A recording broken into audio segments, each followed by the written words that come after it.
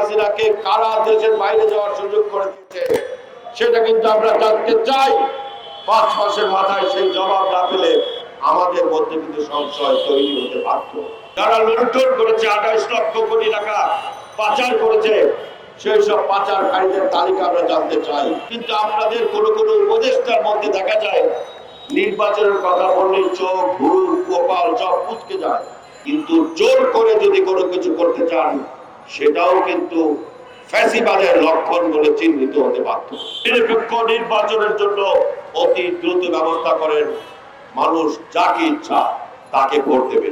আন্দোলন করা আর দেশ চালানো কিন্তু এক বিষয় নয়।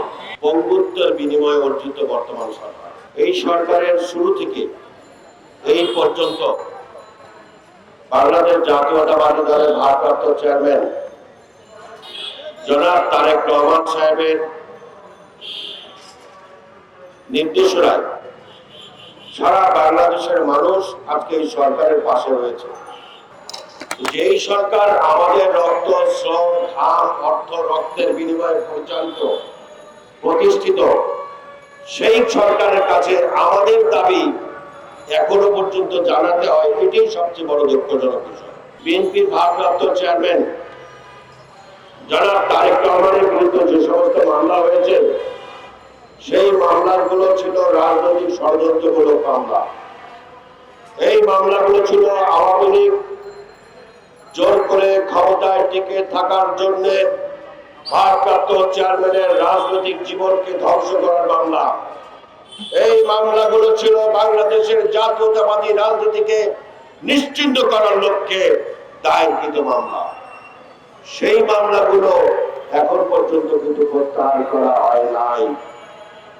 নির্বাহী আদেশে বাংলাদেশের সবচেয়ে জনপ্রিয় নেতা বিএনপির ভারপ্রাপ্ত চেয়ারম্যান তারেক রহমানের মামলাগুলো সহ বিএনপির যে সমস্ত রাজনৈতিক নেতা, বিএনপির যে সমস্ত নির্যাতিত নেতা আজও পর্যন্ত কারাগারে বিভিন্ন মিথ্যা ষড়যন্ত্রমূলক রায় নিয়ে কারাগারে রয়েছেন, তাদের মামলাগুলো সরকারের দায়িত্ব নিয়ে প্রত্যাহার করা উচিত ছিল।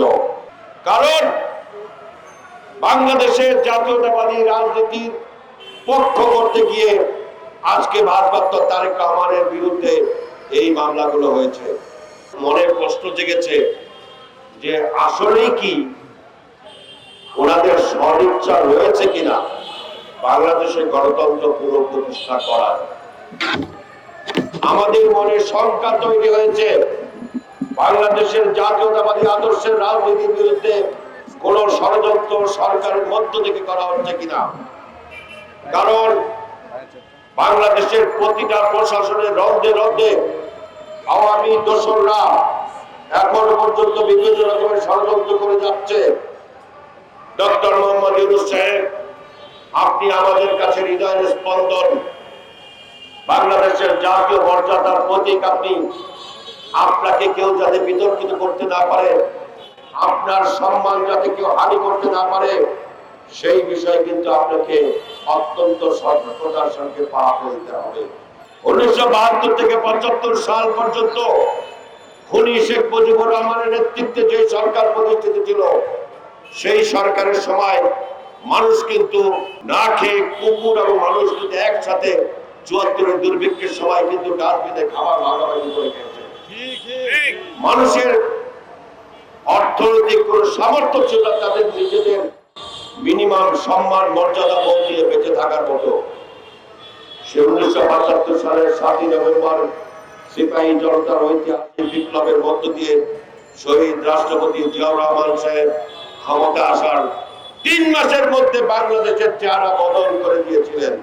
আজকে 5 মাস পরেও আমরা যদি বলি এই যে যারা দরিদ্র মানুষ ক্রয় ক্ষমতার বাইরে তাদের নিত্য প্রয়োজনীয় দ্রব্যমূল্য, এর জবাব কিন্তু আপনারা দিতে পারবেন না। সর্বপ্রথম উচিত ছিল সাধারণ গরিব দরিদ্র মানুষের নাগালের মধ্যে ক্রয় ক্ষমতাকে নিয়ে আসা, সেটা কিন্তু আপনারা ব্যর্থ হয়েছে। শেখ হাসিনাকে কারা দেশের বাইরে যাওয়ার সুযোগ করে দিচ্ছে সেটা কিন্তু আমরা জানতে চাই।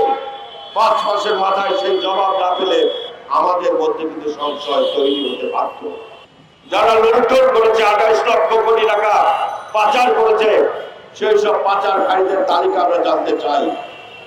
এই সব পাচারকারীদের দেশে ফিরিয়ে আনার জন্য আপনার সরকার কি পদক্ষেপ গ্রহণ করেছে?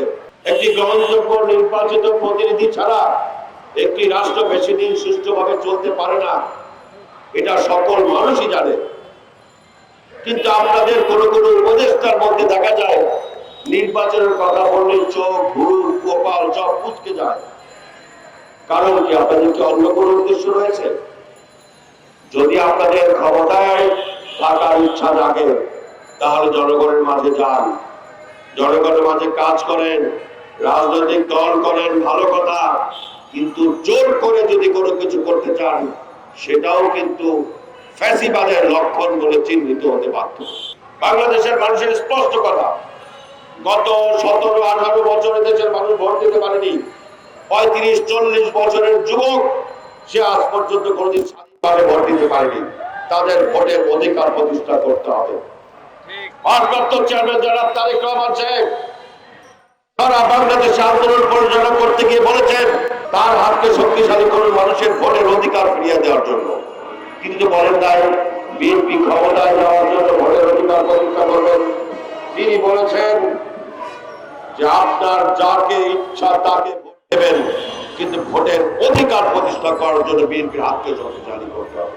এখনো পর্যন্ত আমাদের বক্তব্য, আপনি গ্রহণযোগ্য নিরপেক্ষ নির্বাচনের জন্য অতি দ্রুত ব্যবস্থা করেন, মানুষ যাকে ইচ্ছা তাকে ভোট দেবেন। আন্দোলন করা আর দেশ চালানো কিন্তু এক বিষয় নয়।